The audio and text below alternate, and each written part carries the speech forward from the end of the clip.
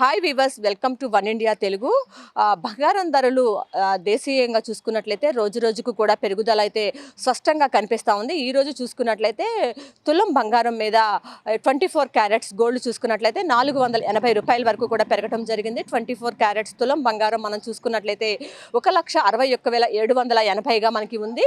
దీంతోపాటు మనం చూసుకున్నట్లయితే 22 క్యారెట్స్ గోల్డ్ ఏదైతే ఉందో అది 1,48,300గా అయితే మనకి కనిపిస్తూ ఉంది. ప్రధానంగా చూసుకున్నట్లయితే సిల్వర్ చూసుకున్నట్లయితే ఈరోజు కొంచెం భారీగా తగ్గిందని చెప్పుకోవాలి. కేజీ సిల్వర్ మీద ₹15,000 వరకు కూడా తగ్గడం నేపథ్యంలో 2,85,000 వరకు కూడా కేజీ వెండి మాత్రం మనకి కనిపిస్తూ ఉంది. ప్రధానంగా చూసుకున్నట్లయితే బంగారం వెండి ధరలు అనేది బాగా ఒక్కొక్కసారి పెరుగుతున్నాయి, ఒక్కొక్కసారి తగ్గుతుంది. నిన్న చూసుకున్నట్లయితే వెండి బాగా పెరగడం జరిగింది, కానీ ఈరోజు 15,000 మేర అయితే తగ్గడం జరిగింది. అయితే బంగారంలో మాత్రం రోజు రోజుకి కూడా పెరుగుదల స్పష్టంగా కనిపిస్తూ ఉంది. మరింత తగ్గితే బాగుండన ఎవరైతే ఆశగా ఎదురు చూస్తున్నారో సామాన్య మధ్యతరగతి ప్రజలు, వాళ్ళందరికీ కూడా ఇది ఒక బ్యాడ్ న్యూస్ గానే మనం భావించాల్సి ఉంటుంది.